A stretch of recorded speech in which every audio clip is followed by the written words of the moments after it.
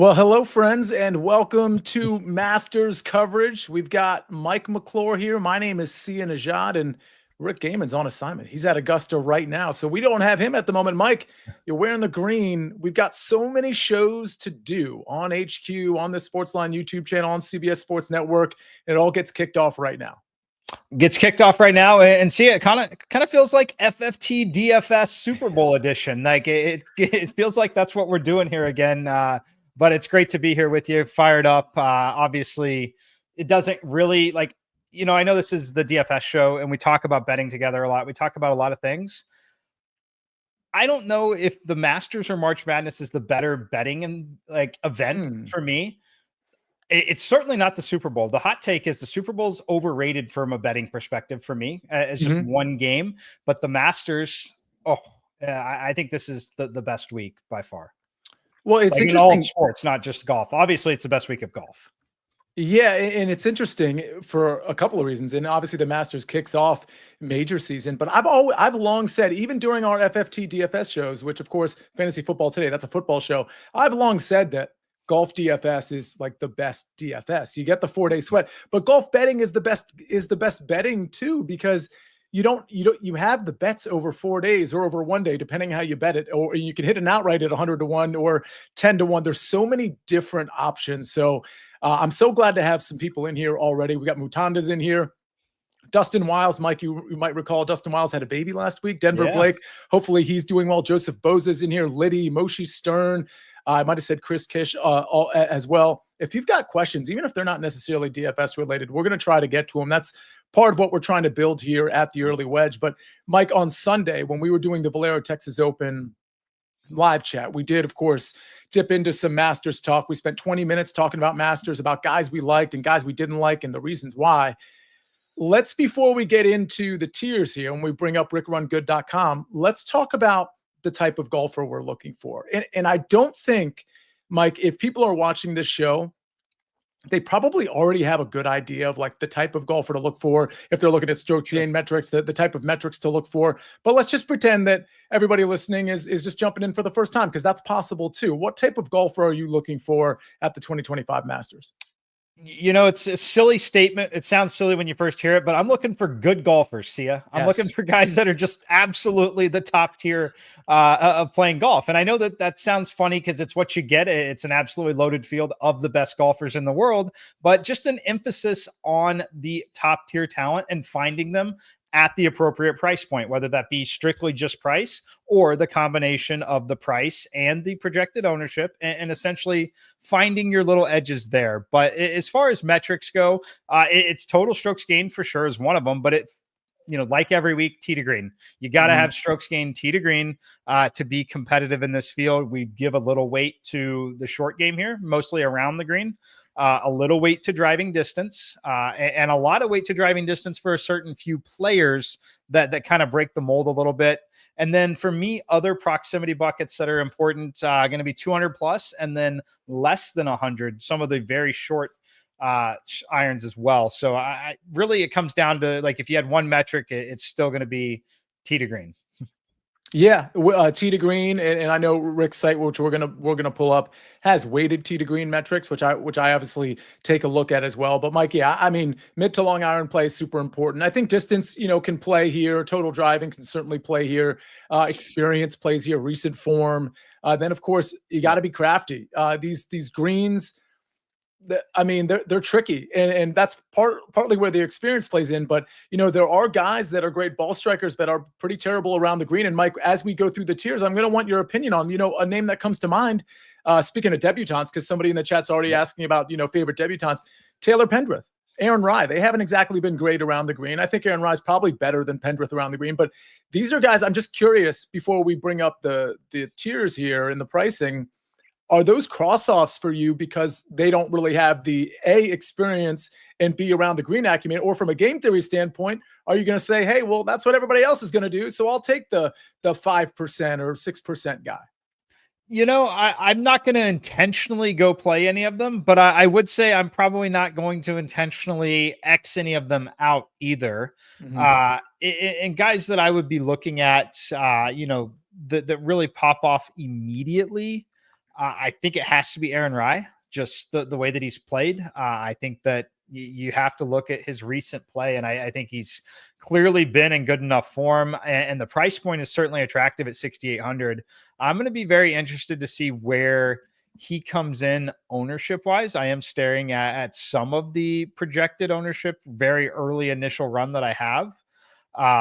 And it's going to be interesting to see where he is in relation to some of those other players in that range. Even the guy like Daniel Berger at only 7,100.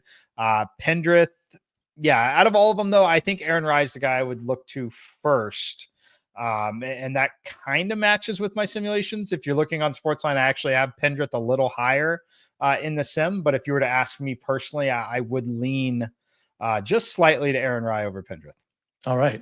We've got a lot of people in the chat. Looks like Poseidon is in here. He's at the airport. So thanks for being in here while catching or getting off of a flight.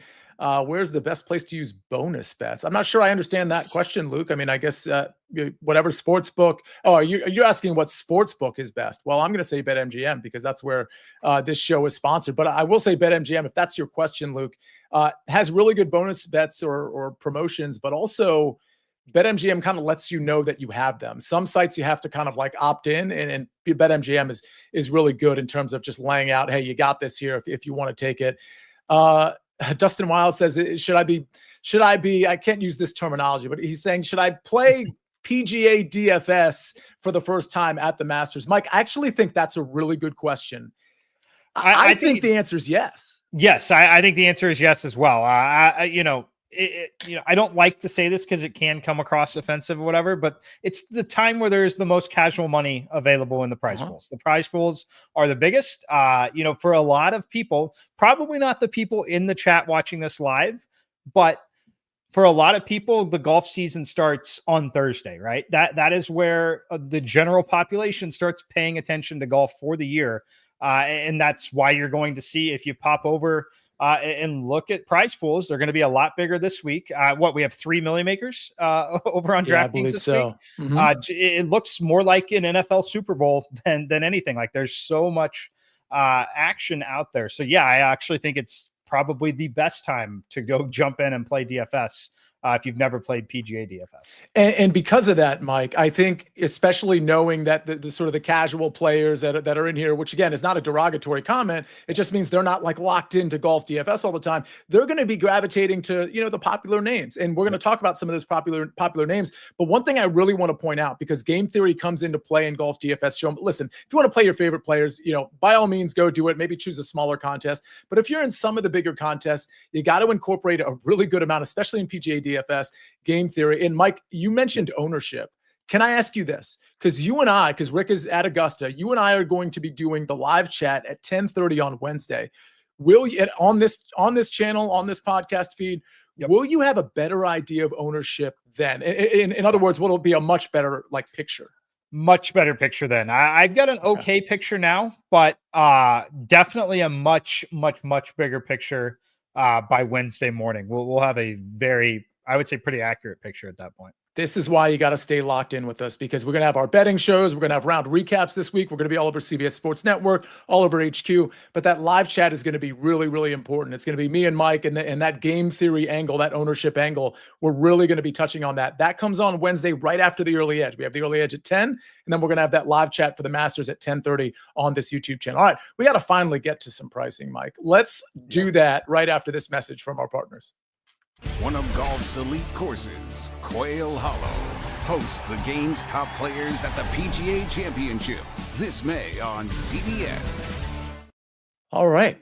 Tune in, by the way, morning at the Masters on the Masters YouTube channel. That's Wednesday through Sunday with special guests all week long. Again, morning at the Masters on the Masters YouTube channel, Wednesday through Sunday with special guests all week long.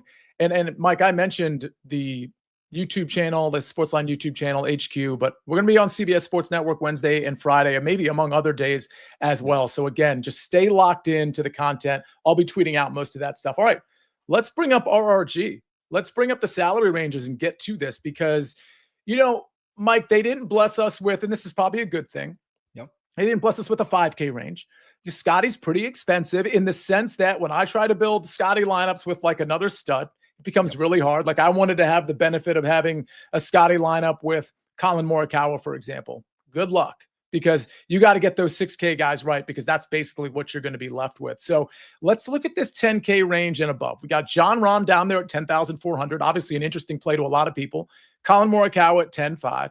Ludwig at 10.8. He's probably going to be very low owned. Got to point that out. Rory McIlroy at 11.1. And then, of course, Scottie Scheffler, the king, won 2 out of the last 3 Masters at 12,400. Where do your eyes and where does your game theory gravitate to?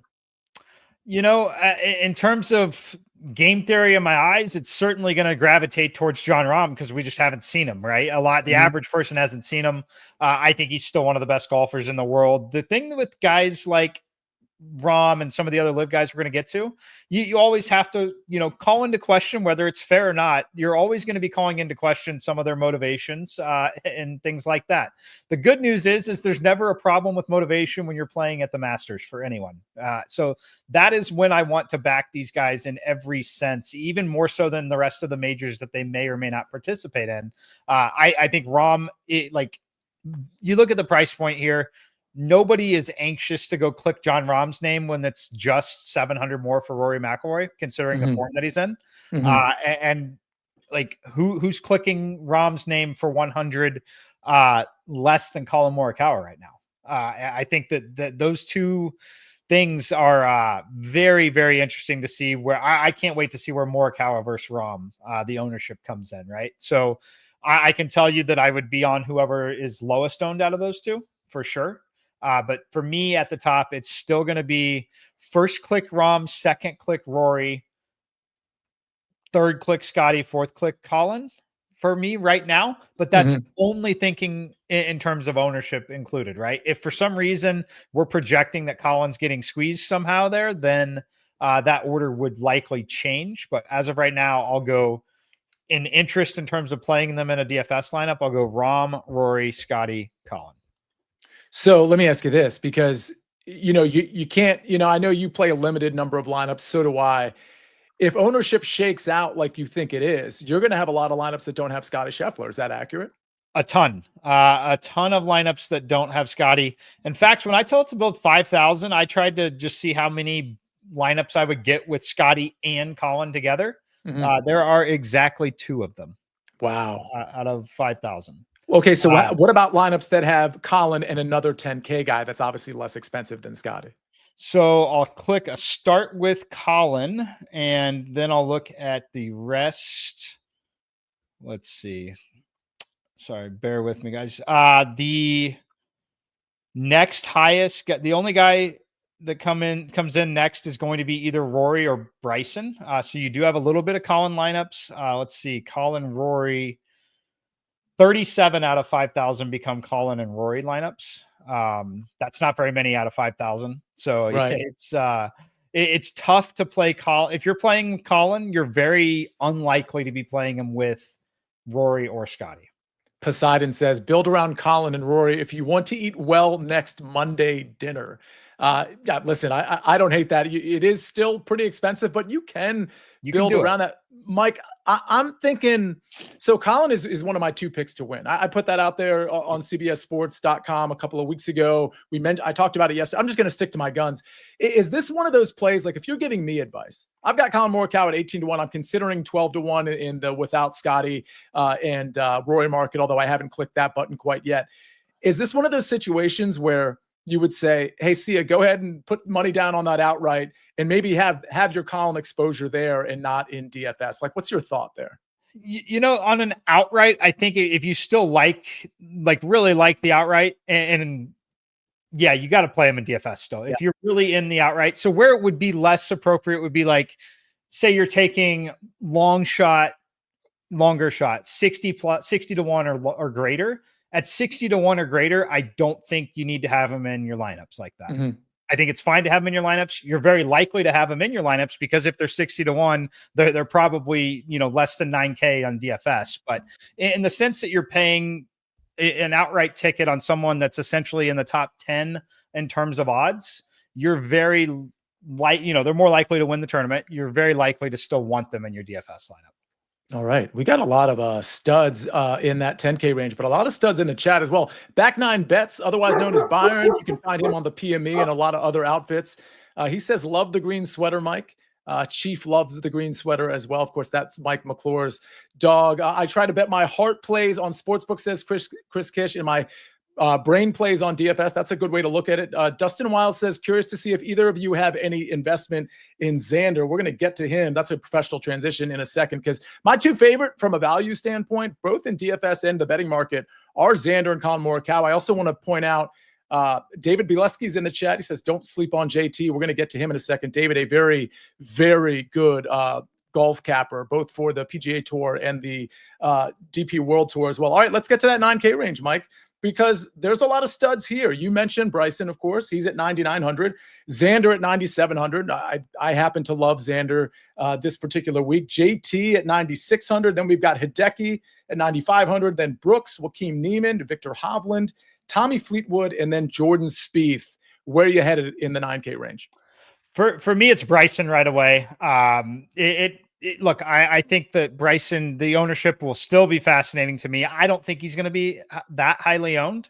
I think he's close enough to some of the other guys, particularly Colin Morikawa, that I don't think he's terribly owned. But I really do believe Bryson. We've seen enough of a sample size from him at big major events like this that he has the unique ability to just simply go turn it on when it matters the most, right? And that's really what I think we see here from Bryson. So I like him a lot.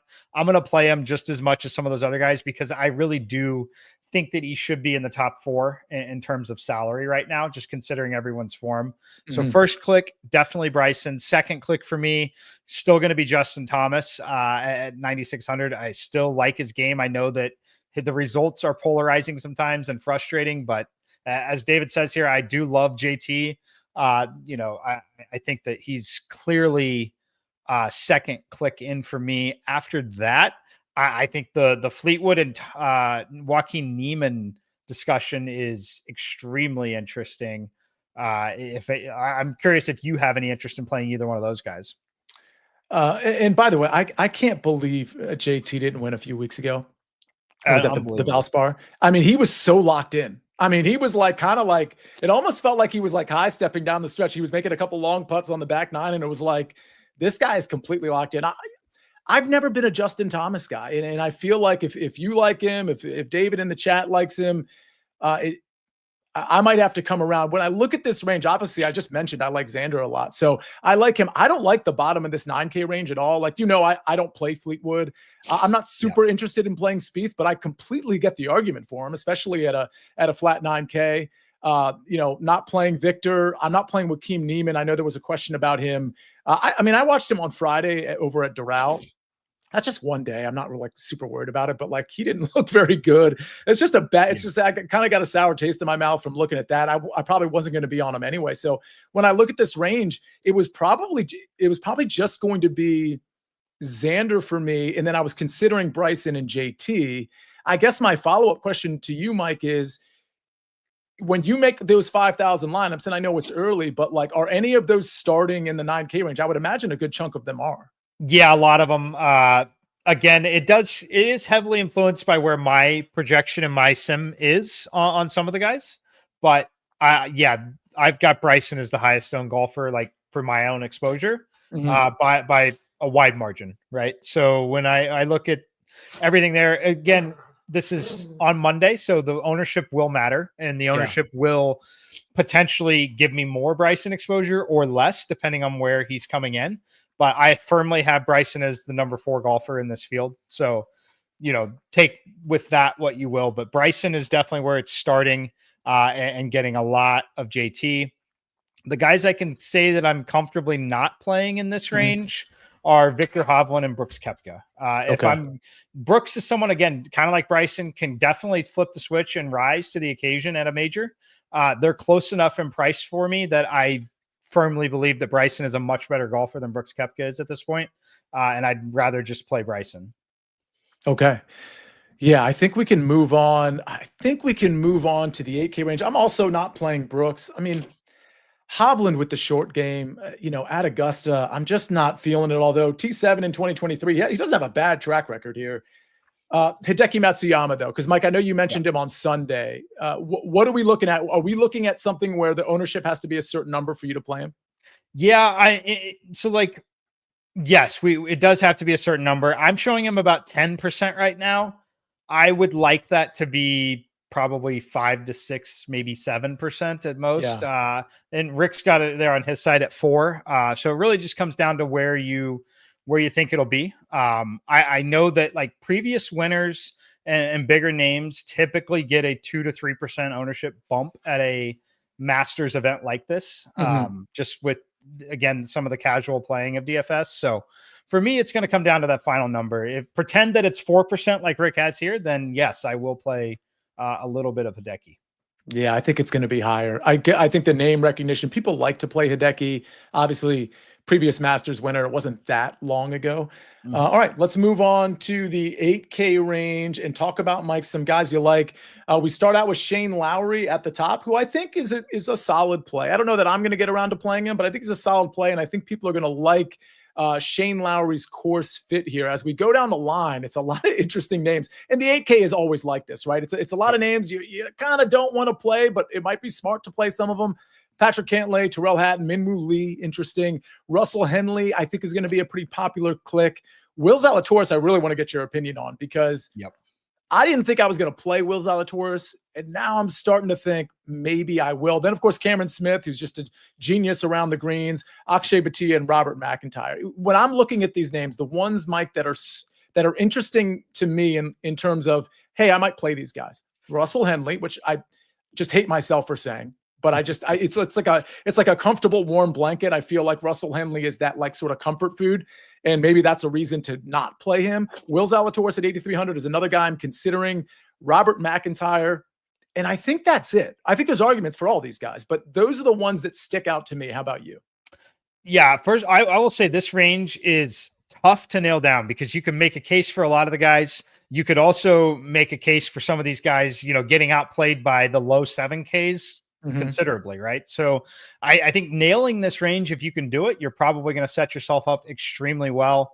The guy that I will maybe play a little bit of, depending on ownership, is Patrick Cantlay. I'm definitely going to play some Terrell Hatton. I still, some of the live guys just don't get owned enough because we don't see them. They're not household names a lot. And Terrell Hatton's someone that can definitely compete in fields like this. Cam Smith, you mentioned, he is an absolute magician around the greens. Never a bad thing at Augusta. I don't think I'm going to get there on him.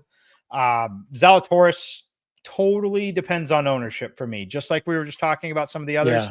If we're talking, less than 6 or 7%, like if I'm talking 4 or 5% Will Zalatoris, you could definitely talk me into it. But if we're talking 10% Will Zalatoris, I'm probably going to be out there. Mike, do you find that typically, whether it's a major or not, I feel like the 8K range is largely a dead zone because people want to grab the expensive guys because there's win equity there, which totally makes sense. And they usually grab 2, and it leaves them, I'm just making up a number, 7,350 left. And they take a low 7K guy and then a couple of mid 7K guys, and they round it out with 8K flat or whatever's left. I feel like this range consistently goes under-owned, and it wouldn't surprise me if at the Masters in 2025, it's the same thing. Definitely. I think that this range definitely gets overlooked. It really gets overlooked. I think that it comes down to who gets touted in the individual range, but one of these guys will be had at 4 to 5% ownership and will almost definitely be on the final page of the leaderboard on Sunday. Before we talk about any other 8K guys or go to the 7K range, I do want to have the Will Zalatoris conversation a little bit more, but there is a question from Joseph Boza. He says, is there anybody they think is overpriced, also underpriced?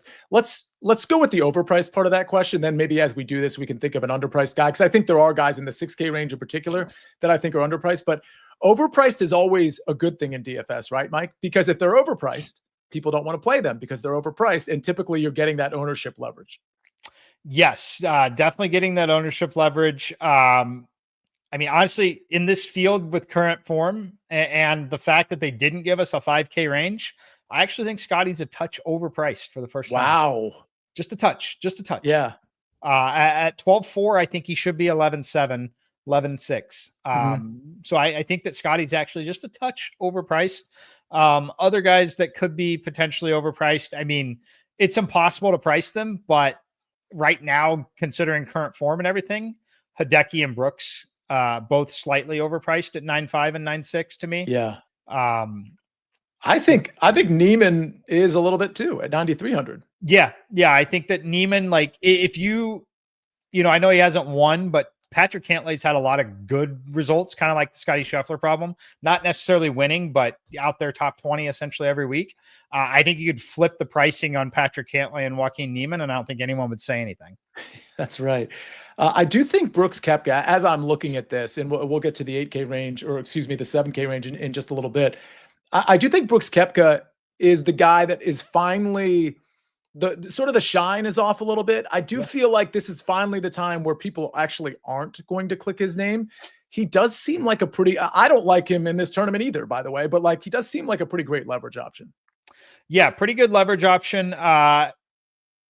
Look, he can turn it on at any moment. And these are the moments that he lives for. And part of going to live is to, you know, balance his quality of life a little bit and allow him to, you know, play his best golf when he gets to this moment. So I kind of like him a little bit from that perspective.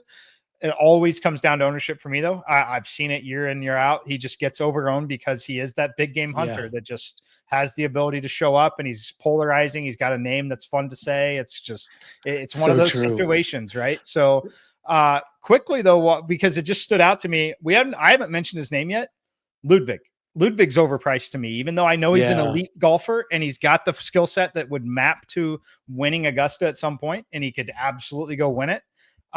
Considering everything we've seen here, just having Ludwig come in more than Colin, more than Rahm, more than Bryson, more than like he honestly should be a lot closer to JT in salary, around that 9.6, 9.8 range. I think 10.8 on Ludwig is definitely an overprice. I'm going to give two names in the 8K range, and you just say whether you're in or out on them. Russell Henley at 8,400, in or out?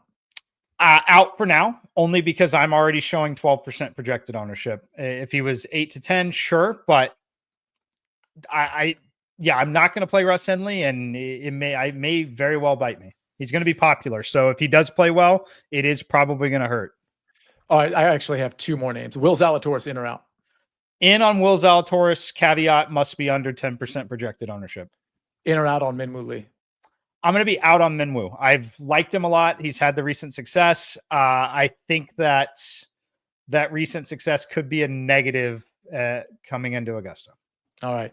Let's see. Love you guys, says Jason Herod. Smashed the like button twice, which I wish that were possible. If everybody else could smash the like button, that would be awesome. Let me interrupt that. If you smashed it twice, please smash it a third time, because the second time meant that you unliked it. So go ahead and let's get 3 there. We like odd numbers only in this house. Oh, that is amazing. David Talk has a lineup here. He says Scheffler, Connors, Lowry, Straka, who we're going to get to because he's in the 7K range. There's a lot of interesting 7K guys. Dietrich, and is that Hoagie? Or is that Hodges? Hodges is not in the Masters, is he? That must be Hoagie, right? Anyway, so that's his lineup. Who would you switch out?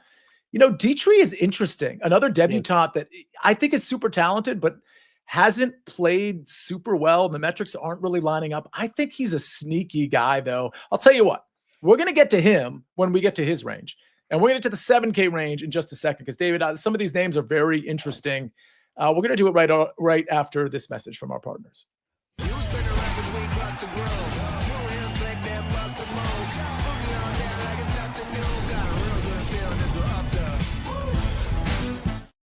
All right, we're back on the early wedge, brought to you by BetMGM, the sportsbook born in Vegas. A lot of people in here. Thanks for being in here. Farzad says, triple smash. Farzad lives in Hawaii, by the way, Mike McClure. I can tell you where I'm at. It's rainy and cold. I used to be in Fort Lauderdale and it was sunny every day. It's rainy and cold for like the next 10 days. I trust it's very sunny where Farzad is. Are you in a place where it's sunny or cold like everybody else? It's a little chilly. It's not bad today. Yeah, it's a mid 50s right now. Beautiful little sunset coming in the next hour and a half or so, but not ideal, but certainly not as bad as it could be. Yeah, absolutely. Okay, David Talk did clarify it is Tom Hoagie. I don't think Nejad is in the Masters. Yeah. We'll find out when we get to the 6K range. All right, let's talk 7K. So there's so many good names in here, Mike, and I'm not going to go down the list, but I am going to talk about, or I'm going to mention some of the headliners, and I want to get your reaction. We'll start with sort of the top of the range. Corey Connors, I mean, I put him in the Russell Henley bucket in the sense that he's going to be like a very comfortable click at his price. Yep. Tony Finau, not a comfortable click, but I know that's a guy that, well, it's not a comfortable click for me. I never play him, but good Masters history and, 7,800. I get that. You've been on him over the last few weeks here and there. We got Sahith Theegala, Wyndham Clark, Big Game Hunter, Jason Day, Sepp Straka. And then we'll stop at the 7,500 range for now, DJ and Tom Kim. Unfortunately, Mike, the names I like here, I think are going to be the names everybody else likes. So I don't know if I'm going to get around to playing them. Again, we'll have the live chat on Wednesday to clarify some of this ownership, but my favorite names are the guys I've been playing all year, Corey Connors and Sepp Straka. I don't like anybody else. How about you? Yeah, I'm right there with you. As far as 7,500 and above, it's Corey Connors and Sepp Straka. Have a lot of interest in Corey Connors. I think he's going to be pretty popular, certainly double digits. The question for me will be, does he rise all the way up to 20% or not? And I think it'll come down to two of the guys that we're going to talk about when we go below the $7,500 range. But I can comfortably say that I will not play any Tony Finau. I won't play any Sahith. And I don't think I play anyone here other than Corey Connors and Sepp Straka from the 7,500 and above. Yeah, and that projected ownership that you saw on the screen, that's definitely going to go up. Again, it's very early. I don't think he's just going to be 4%, obviously. With that in mind, by the way, we have our betting show tomorrow at 7. Mike, I know you're not on that show, but a bet I'm already putting in is, and it's the bet like me and Eric Cohen just constantly do, although EC has been ahead of me on it. He's been putting it out more than I have. Top Canadian, Corey Connors, plus 120. I mean, it's Mike Weir, it's Nick Taylor, and it's Taylor Pendrith. And Taylor Pendrith's around the green game does scare me a little bit. Taylor's been great on approach, but I don't think the Masters history is really there. Corey Connors has just been, Mike, he's been really good at the Masters. Yep. I'm looking at his record now. I had it written down somewhere. 3 top 10s at the Masters. I mean, I love it because you mentioned Taylor Pendrith. It's actually Pendrith's debut at the Masters. For me, I do love that market. Yeah. Okay. So let's talk about Wyndham Clark real quick and Jason Day. Wyndham Clark, not exactly a full Masters, record here. Miscut last year. Jason Day, I have just not been playing him. It hasn't really been costing me. He's got a lot of experience, obviously. Either of those two names, if they were to come in at lower ownership, like Wyndham Clark does kind of tell me, like, I don't hate taking Wyndham Clark. I actually think he profiles pretty well at Augusta. Yeah, I don't mind it. I don't mind it. I'm not going to get there, but look, I think that if Wyndham Clark were to play well and, win someone some money in DFS, that wouldn't be remotely surprising to me. Yeah. I am not going to play him though, or Jason Day. Okay. Let's talk about the lower end of the 7,500 range. We start at Matt Fitzpatrick. And I mean, listen, if you want to really lean into game theory, I mean, nobody is playing Matt Fitzpatrick. That was one of my biggest fades last week. Faded him in the betting market as well, and that absolutely paid off. Sam Burns can't really seem to get it together. Patrick Reed is going to be a click for some people, and that makes a ton of sense with his Masters record. And, watching him last week, at least for a day over at Doral, I thought he was pretty locked in. Sung J M, Adam Scott, Justin Rose, veteran, Daniel Berger, popular click. Mad McNeely, been playing pretty well. Sergio, Davis Thompson, another debutant. And then down there at the bottom is Keegan Bradley. Mike, I think the names that people are going to click here, Patrick Reed a little bit, certainly Keegan Bradley at a flat 7K, Sergio, people are going to want to play, and probably Daniel Berger. Any of those names singing to you, and are there other names that you're going to play? Yeah, to me, the fascinating one is, do you play Patrick Reed or Sergio, or do you play both? I like Patrick Reed a lot at 7,300. I'm going to play him more than Sergio. Sergio, I have Sergio as the second highest owned golfer, and I feel pretty confident that that's what happens. At 7,100, we've seen a lot of sharp interest on Sergio in the outright market. I believe he's gone from 150 to 1 or 125 to 1, a month ago. to 65 to 1, 70 to 1 now. Sergio, I'm projecting literally right behind Rory in terms of projected ownership. Rory will be the most popular golfer in these contests. I think Sergio will be 25% plus owned just because of the price point. I think it's a clear mispricing. There's going to be a lot of people on him. I do kind of lean Patrick Reed over him for $200 more, but the thing that I think will be interesting that I think we're going to see that I think we're going to unfortunately have to avoid, even though it's going to project really well, is the lineups that have Corey Connors, Patrick Reed, and Sergio Garcia all in them, because that combination is going to be extremely owned. And the problem is you can do kind of whatever you want still at that point. So like all of those lineups, if I start with those three, I'm getting either Rahm and Bryson with those three, or I'm getting Rory and JT in there. So like you like Keegan a little bit. So like think about those three. You could basically play a lineup of Connors, Patrick Reed, Sergio, Keegan, Justin Thomas, and Rory, or Colin Morikawa and someone else in the 10K range. Like there's that build, that combo is going to be so popular, and that's what ultimately is going to drive up Sergio's ownership. So when I say Sergio is going to be popular, it's really because of what he allows you to get. Just being 7,100. So, if we're looking to pivot off of him, Keegan, not much of a pivot, right? Because people will play him as well. Any interesting guys like Daniel Berger or Justin Rose? I mean, Justin Rose might get some ownership, I guess, but you've got guys like Berger, McNeely, Davis Thompson, Cameron Young. Like, I don't see people going there. Billy Horschel is 6,900. We'll get to that range in a second, but any pivots that you'd be willing to play?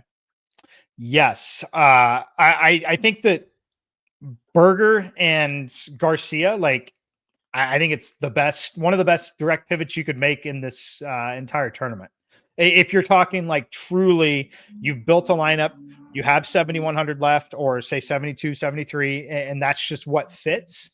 You're going to cut the ownership in half on that single player, right? So, I think Daniel Berger's still going to get clicked. I think he's going to be, 7, 8, 10%, but I think Sergio is going to be over 20% owned. So I like that direct 1-to-1. You could make the same argument with Keegan Bradley if you'd like Keegan. I don't dislike Keegan there. And then the other one is just paying $200 more for Patrick Reed, who is still going to be popular, still going to be owned, but again, dropping 7 or 8% ownership from Sergio. Yeah, the recent form with Sergio pretty good. I mean, his recent Masters form, like, not so good, but obviously a veteran, obviously has overall a pretty good track record here. Is that a name you're going to be playing regardless of the ownership? I can say that I will almost definitely still have Sergio. It's an interesting situation because if it were Sergio at say 25% owned, that's just what I'm going to call him right now. If it was 25% owned and 9,100 of any golfer, essentially, I'm less inclined to say I have to have that. But at 7,100 and that kind of ownership and what it allows you to get, I'm not going to full fade Sergio because of what it allows you to build. Yeah, he, by the way, third at Live Golf Miami. I'm looking at it now on RRG. Last week, fourth the week before, or I guess that would have been 2 weeks before he won Live Golf Hong Kong. We know that because Patrick McDonald had him at 25-1. Reminder, the betting show is tomorrow at 7:00 with Patrick. He's at Augusta, but I think he's joining us for the betting show. Jason Sobel, also at Augusta. I think he's joining us for the betting show. Me and EC. All right. Let's move to the 6K range. I thought that was a really interesting conversation. And again, Mike is joining me at Wednesday at 10:30 for the live chat. And those numbers are going to be very much clarified then as opposed to now. 6K range, Mike, at the top. There's some good guys here. There's some guys I'm definitely going to play. And that's no surprise. I mean, it's the Masters. It's a major. Side note, 96 players in this field. About 10 or 11 of them are amateurs and senior, like, former winners. So we're looking at like 85. It's top 50 in ties that make the cut. So you do the math on what you want to do in terms of like some of these lower 6K guys. But Mike, at the top of the board, Billy Horschel, somebody in the chat really likes him. We mentioned Thomas Dietrich, Aaron Rye. These guys are debutantes. Brian Harmon coming off a win. JJ Spawn at 6,800. I mean, I really like him. Michael Kim is interesting at 6,700. We got Phil at 6,700. And let's just stop there. Anybody you like here? Yeah, there's a lot to like here. JJ Spawn. Like, I wish I could pull up what's in front of me. Obviously, I'm not connected on that, but I would just like hide the name and the price and just. What if I told you there was a guy that was $6,800 who in this entire field over the last 24 rounds was 9th in total in strokes gained tee to green, 2nd on approach, still in top 15 in total strokes gained. Like he's projected and played as essentially a top 15 player in this field. Yeah, I could get there at 6,800 for sure on JJ Spawn. I love him. And by the way, he played once in 2022. I mean, he might have history dating back prior to that, but as far as I could tell, the last 5-6 years, played in 2022. He's 23rd, and he gained across the board, by the way, in that 23rd place finish. It's not like he gained 10 strokes with the putter and he just was like terrible everywhere else. And he's so much of a better player now, kind of like the Michael Kim argument, except, Spawn's really actually shown it at Augusta before. So it's funny because the outrights, I'm going with Xander. I'm going with Colin Morikawa. I didn't even want to pick a long shot because I just don't think this is the tournament that caters to long shot. The one I was actually considering was JJ Spawn. And maybe it's not a long shot to win. Maybe it's a long shot like top 10 or top 20 play. But I just think JJ Spawn, talk about guys being underpriced. I think you could put him at 7,400, no problem. And nobody would think anything of it. And he's 6,800. Maybe you could even go higher than that. Let's go down in the 6K range. Any other guys? We talked about Taylor Brenderth. Seabez, I think, is interesting at 6,600. Laurie Cantor, another debutante. We got guys like Lucas Glover, popular click, and there's good reason behind it. He also has a pretty good track record, good price at 6,600. All these guys that I'm mentioning, I think, are like low 7K guys, in my opinion. Yeah. Who in this sort of middle 6K range is interesting to you? I honestly like Phil. I think the problem is I think a lot of people are going to like Phil at 6,700, and it's the Scottie and Rory problem, right? It's the Scottie and Rory problem at their price points that it's easy to go click that name. So I personally think he's going to be a little over-owned for where I want. But I probably, at this point I've got builds that have been spit out to me that have Phil Mickelson in them that use all of the salary. So it is needing to use Phil there that I really, really like. Right. So I know we don't like to give full lineups, but it's the Masters. So like a lineup that it's not going to probably win $1 million there, but I think is interesting. High variance.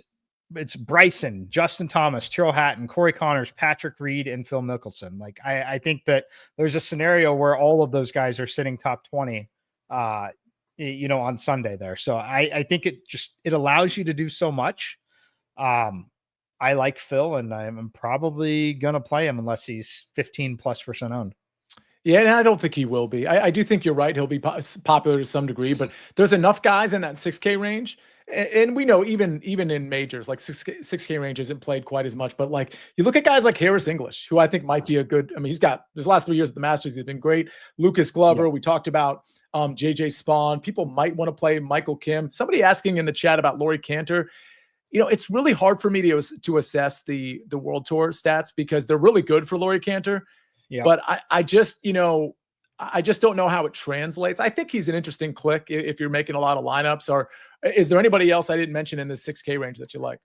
No, but I would say Laurie Cantor, if you want to play Cantor and get some exposure, I think the top debut market is by far the way to do it, rather than sacrificing a DFS lineup spot. I know that we kind of like Aaron Rai a little bit, but you look at this number, there's 6 golfers there on the top debut. Yeah. He's 10-1 in that market. Yeah. He's 10-1 to beat 5 other players that are playing the course for the first time as well. Mm-hmm. And clearly has the World Tour success to look at. So I think that at 10-1, the longest shot to be the top debut, like you're looking at that top debut with 6 golfers. I'm not going to be stunned if 3 of the 6 miss the cut. Yeah. Like you're talking about a top 20 to 30 finish could possibly cash that ticket. I'm looking at that market right now. Maybe we'll talk about it tomorrow on the betting show, but Echeverria just like continues to play well. I mean, for the most part.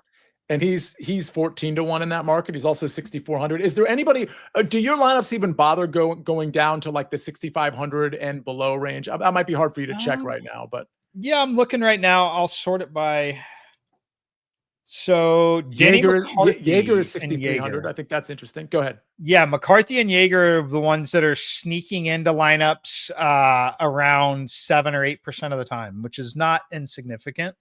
Yeah, Jaeger and McCarthy. So right at that kind of that 64, 6,500. Yeah, Denny T45 in 2024. I looked at Jaeger yesterday, miscut in 2024. I believe that was his first time at Augusta. But the one thing I'll say about Jaeger is if you look at the recent form, the approach play appears to be spiking, at least for Steven Jaeger, appears to be spiking a little bit. We might be buying him at the right time if you decide to make that click in DFS. All right. Well, we've spent a lot of time on this. I try to lean in, Mike, to some game theory. Any sort of final bits of advice? Listen, we're going to be talking way more DFS during the live chat. So this is not the end of this conversation. But as people are like putting people in their lineups and looking at stats and actually selecting tournaments to play, especially maybe some that are new to PGA DFS, any advice to impart on them on this like huge PGA DFS week? Step number one, come back on Thursday or Wednesday morning after the early edge, and we'll have a much better idea on some of the ownership. And if you want to play around in the meantime, take some screenshots of your sports books and look for some of the betting odds and watch some of them move. You can start to get an idea of where maybe some of the ownership will be and or where essentially, some of the sharper positions may be based on what is moving. And I think that what we'll see, we've seen a lot of market movement in the betting market over the last month leading into this, but tomorrow afternoon is typically where we start to see some real movers here. So pay attention to some of those and just check back in Wednesday. The other thing I will say is, especially if you're somewhat new to PGA DFS, or even if you're a veteran, like I feel like people dip their toes in, and some people win big because you can do that, right? Even if you're new, but they'll just play like, the contests that have like, maybe it's a single entry, but it's like got like 15,000 entries or something. Or maybe they're throwing one lineup in 150 max. Like if you're going to do that because you want to have fun, that's cool. DFS should be fun. But for every lineup or every tournament you enter like that, enter another one that has a very small number of entries. I'm not talking 10 people. I'm not even talking like 100. I'm talking something that's like 300 or 500, because what ends up happening is you come into a sport like PGA DFS or even NFL DFS to some degree, but you come into that and you enter these huge contests because you see that the first place gets 20,000 or 50,000, and you end up like sort of like middle of the pack, no money. You're not even close. And you think you're really bad at PGA DFS. And by the way, that might be true.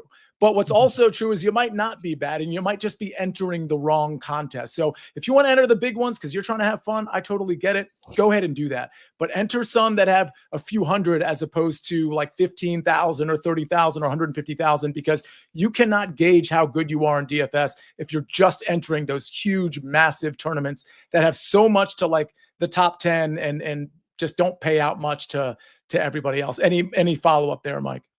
Yeah, no, I think that's an absolutely fantastic point. I think a lot of people will learn that they will like DFS even more than some of the betting side, though, just because you don't have to be perfect.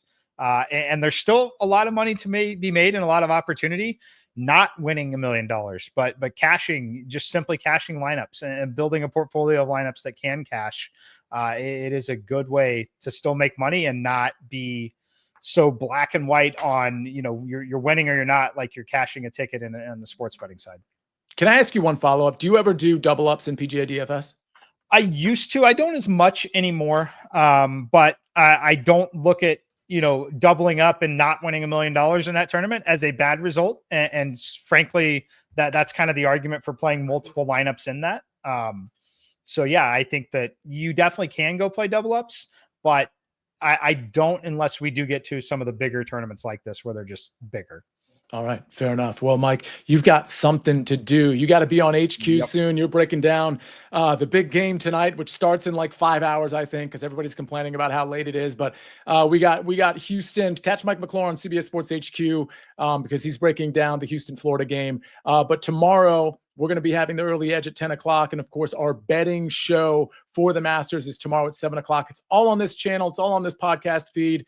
Don't forget about the one and done. We got over 1,000 people in the one and done. You may as well start considering your picks right now so that you don't forget. Make sure you are subscribed to this YouTube channel. That is a big thing, especially this week with so much content coming out.